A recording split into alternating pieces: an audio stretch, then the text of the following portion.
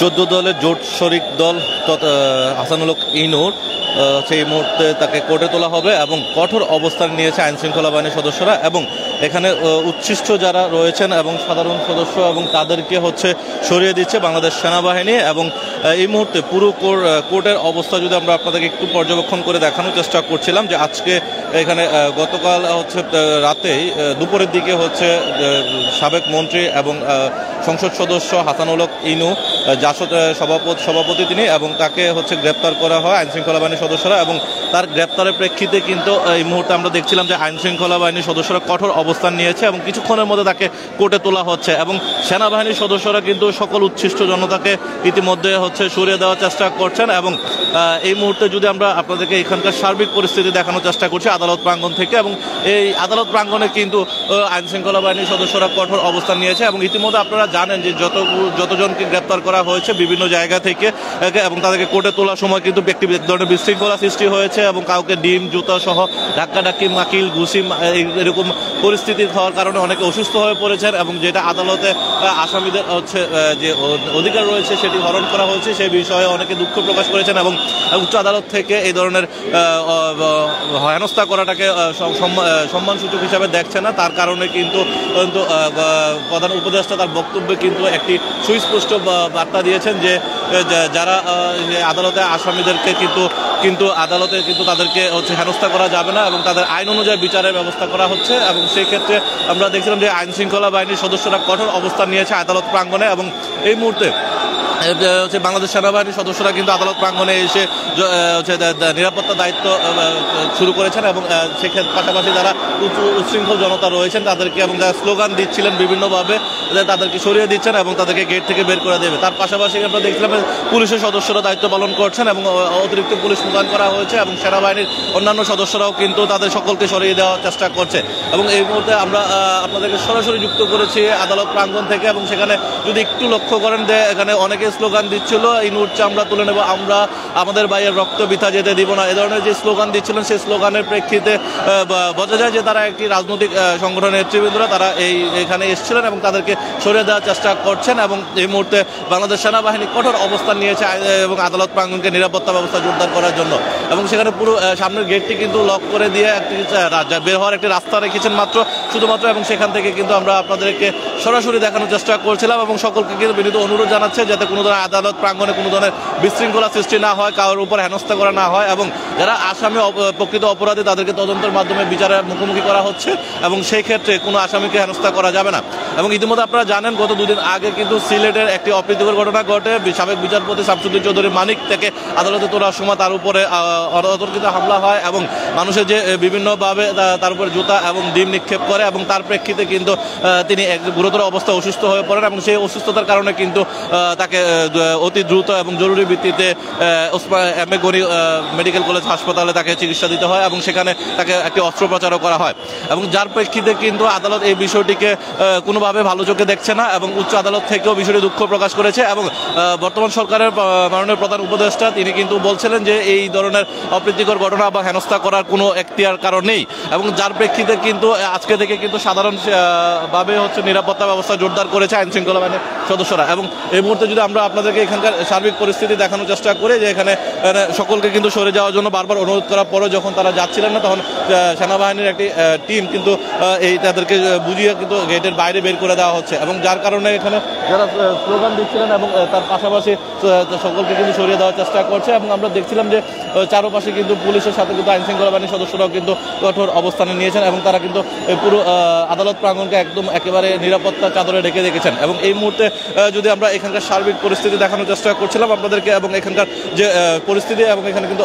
এই মুহূর্তে কিন্তু যারা স্লোগান দিচ্ছিলেন তাদেরকে আস্তে আস্তে পিছু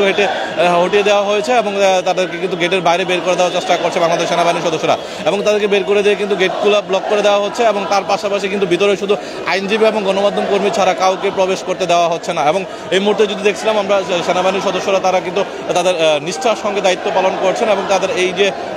নির্দেশনা রয়েছে এবং কোনো ধরনের আসামিকে হেনস্থা করা যাবে না এবং আদালতে আইন অনুযায়ী তাদের ব্যবস্থা গ্রহণ করবে এবং সেই প্রেক্ষিতে কিন্তু সেনাবাহিনীর সদস্যরা কিন্তু তাদের ব্যবস্থা গ্রহণ করেছেন। এবং এই মুহূর্তে আমরা দেখছিলাম যে পুরো নিরাপত্তা চাদরে জোরদার করেছে এবং আইনশৃঙ্খলা বাহিনীর সদস্যরা এবং এখানে বাংলাদেশ সেনাবাহিনীর সদস্যরা রয়েছেন, তার পাশাপাশি কিন্তু বিভিন্ন আইনশৃঙ্খলা বাহিনীর সদস্য রয়েছেন, পুলিশের সদস্যরা রয়েছেন এবং বিভিন্ন গোয়েন্দা সংস্থার সদস্যরাও কিন্তু রয়েছেন এবং এখানে পুরো এলাকাটাতে কিন্তু কঠোর নিরাপত্তা ব্যবস্থা চাদরে ডেকে রাখা হয়েছে এবং যে কোনো ধরনের অপ্রীতিকর ঘটনা এড়াতে কিন্তু সেনাবাহিনীর সদস্যরা তাদের নিষ্ঠার সঙ্গে দায়িত্ব পালন করছেন এবং তাদের যে উপরে যে অর্পিত দায়িত্ব রয়েছে সেটি কিন্তু তারা পালন করছেন। এবং আমরা দেখছিলাম যে সেনাবাহিনীর সদস্যদের সঙ্গে কিন্তু আরও পুলিশের সদস্যরাও কিন্তু সহযোগিতা করছেন এবং তার পাশাপাশি সাধারণ যারা আইনজীবী রয়েছেন তাদেরকে বলা হচ্ছে, বারবার দৃষ্টি আকর্ষণ করা হচ্ছে যেন কোনো ধরনের অপ্রীতিকর ঘটনা না ঘটে এবং সেনাবাহিনীর সদস্যদেরকে যেন সকলে সহযোগিতা করেন। এবং সেখানে গেটের সামনে কিন্তু এই মুহূর্তে পুরো সেনাবাহিনীর দুটি ইউনিট কিন্তু ইতিমধ্যে ব্যবস্থা গ্রহণ করেছেন এবং এই মুহূর্তে আমরা যদি দেখি লক্ষ্য করি যে এইখানকার সার্বিক পরিস্থিতি দেখানোর চেষ্টা করছিলাম আপনাদেরকে এবং এই যে গত কয়েকদিন যাবৎ অর্থাৎ গত 12 তারিখে 12ই আগস্টের পর থেকে কিন্তু বিভিন্ন পর্যায়ে বিভিন্ন রাজনৈতিক দল নেতৃবৃন্দকে গ্রেপ্তার করা হচ্ছে এবং সেই গ্রেপ্তারের প্রেক্ষিতে কিন্তু আইনশৃঙ্খলা বাহিনী তাদেরকে কিন্তু আদালতে তুলছেন এবং তার প্রেক্ষিতে আমরা দেখেছিলাম যে বিভিন্ন রাজনৈতিক দলের নেতৃবৃন্দ থেকে শুরু করে আইনজীবী ফোরামের অন্যান্য সদস্যরাও কিন্তু একটা হেনস্থা করছেন। তাদের এই বিষয়গুলো নিয়ে বেশ কয়েকদিন যাবৎ বেশ আলোচনা সমালোচনা হচ্ছে বিভিন্ন মহল থেকে এবং গত পরশুদিন অর্থাৎ তাদেরকে কিন্তু গত 25শে আগস্ট যে প্রধান উপদেষ্টা জাতির উদ্দেশ্যে ভাষণ দিয়েছিলেন সে ভাষণে কিন্তু তিনি বলেছিলেন যে আদালতে তার নিজস্ব আইনের গতিতে চলবে এবং তার পাশাপাশি হচ্ছে যে কোনো ধরনের অপ্রীতিকর ঘটনা যাতে না ঘটে সে ব্যাপারে আইনশৃঙ্খলা বাহিনীকে সদা সচেষ্ট থাকার জন্য এবং দেশবাসী সহ বিভিন্ন রাজনৈতিক সংগঠনের নেতৃবৃন্দ এবং আইনজীবীদেরকে প্রতি কিন্তু তিনি শ্রদ্ধার সঙ্গে বলেছেন যে কোনো ধরনের অপ্রীতিকর ঘটনা না ঘটে সেই ব্যাপারে যেন সদা সদস্য থাকে এবং তার পাশাপাশি হচ্ছে যে কোনো ধরনের আসামিকে যেন আদালতে তার আইনি অধিকার থেকে বঞ্চিত না করা হয় এবং তার যদি কোনো অপরাধ থাকে তার সেই বিষয়গুলো কিন্তু আইনশৃঙ্খলা বাহিনীর সদস্যরা কঠোরভাবে বিষয়টি দেখবেন এবং আদালত তার সুষ্ঠু বিচারের প্রেক্ষিতে কিন্তু তারা তাদের বিচার প্রক্রিয়া সম্পন্ন করবেন এবং যিনি অপরাধী তাকে তার শাস্তি পেতে হবে এমনটা তিনি নিশ্চিত করেছেন এবং প্রত্যেকটা অপরাধের শাস্তির জন্য তিনি বিষয়টিকে জনগণের প্রতি ধৈর্য রাখার জন্য আহ্বান জানিয়েছেন। এবং আমরা দেখছিলাম আইনশৃঙ্খলা বাহিনীর সদস্যদেরকে হচ্ছে তাদের দায়িত্ব পালন করার ক্ষেত্রে এখন গত কয়েকদিন যাবত সচেতন হয়েছেন এবং তারা কঠোর অবস্থান নিয়েছেন এবং পুরো গেটটি কিন্তু ইতিমধ্যে লক করে দেওয়া হয়েছে এবং যার কারণে কিন্তু সকলকে ইতিমধ্যে শুধু আইনজীবী এবং গণমাধ্যম কর্মী ছাড়া কিন্তু এই মুহূর্তে কাউকে ভিতরে প্রবেশ করার সুযোগ দেওয়া হচ্ছে না এবং সিএমএম কোর্টে যে গেটটি রয়েছে সেই গেটটি কিন্তু ইতিমধ্যে বন্ধ করে দেওয়া হয়েছে এবং পুলিশ কিন্তু কঠোর অবস্থানে রয়েছে। তার পাশাপাশি যদি আমরা এখানকার দেখে যে সার্বিক পরিস্থিতি দেখানোর চেষ্টা করি যে এখানে কিন্তু আইনশৃঙ্খলা বাহিনীর সদস্যরাও কিন্তু সর্বোচ্চ কঠোর অবস্থান নিয়েছে। তবে আইনজীবী ফোরামের পক্ষ থেকে দেখছি আমরা বেশ কয়েকজন স্লোগান দিচ্ছিলেন এবং তারা কিন্তু বিভিন্নভাবে তাদের স্লোগানে উত্তাল হয়ে রেখেছেন এবং সেই জায়গা থেকে যদি আমরা একটু এখানকার সার্বিক বিষয়টি দেখে যে তারা সবাই কিন্তু স্লোগান দিচ্ছেন এবং যারা সকলে ফাঁসির দাবি করছেন এবং একই পাশাপাশি আইনি প্রক্রিয়াতে সর্বোচ্চ শাস্তিযোগ্য অপরাধ হিসাবে বিবেচনা করার জন্য তারা দাবি তুলেছেন এবং তার পাশাপাশি কিন্তু তারা স্লোগানে পুরো এলাকাটি উত্তাল করে রেখেছে এবং আমরা দেখছিলাম আইনশৃঙ্খলা বাহিনীর সদস্যদের কঠোর অবস্থান রয়েছে আজকের মতো এবং বিগত কয়েকদিনে যেখানে আমরা সালমান এফ রহমান সহ আইনমন্ত্রী সাবেক আইনমন্ত্রী আনিসুল হক এবং আইসিটি প্রতিমন্ত্রী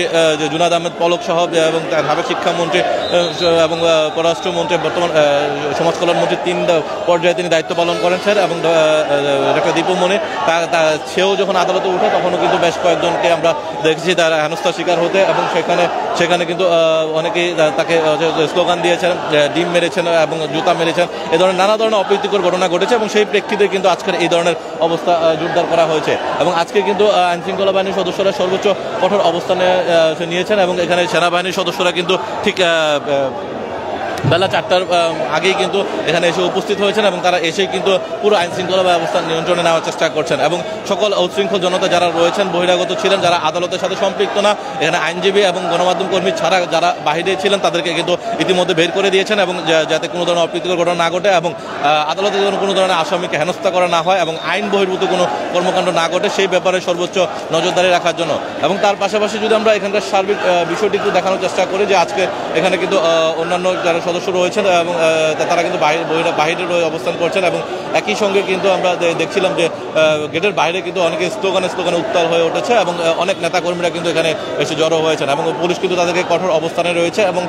তার পাশাপাশি সেনাবাহিনীও কিন্তু সর্বোচ্চ কঠোর অবস্থানে রয়েছে এবং সেনাবাহিনী কিছুক্ষণ আগে তাদেরকে কিন্তু ইতিমধ্যে বের করে দিয়েছেন এবং তাদের যারা স্লোগান দিচ্ছিলেন তাদেরকে বের করে দিয়েছেন এবং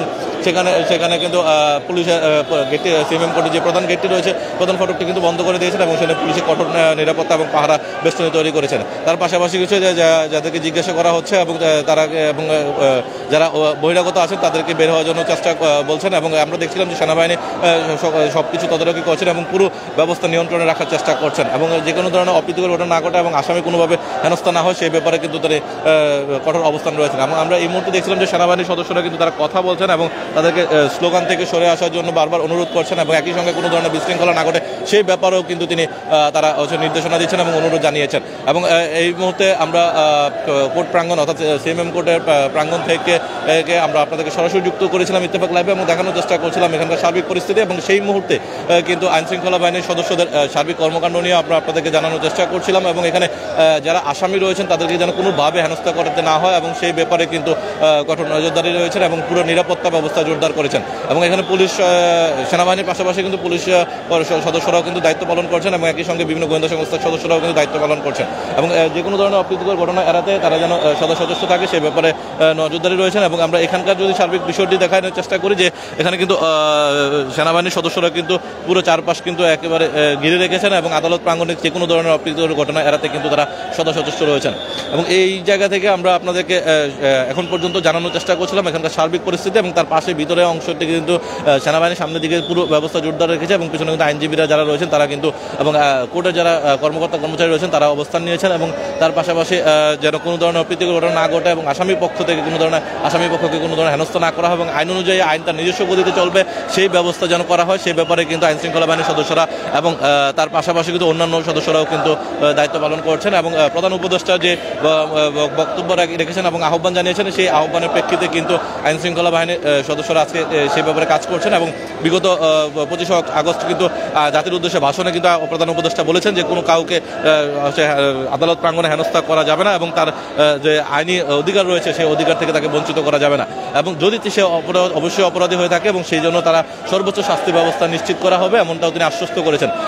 তার এই ছিল আমার কাছে এখান থেকে সর্বশেষ তথ্য আপনাদের জানানোর চেষ্টা করেছিলাম। আবারও যুক্ত হব পরবর্তী নতুন আপডেট নিয়ে। সে পর্যন্ত ভালো থাকুন, সুস্থ থাকুন, ইত্তেফাকের সঙ্গেই থাকুন।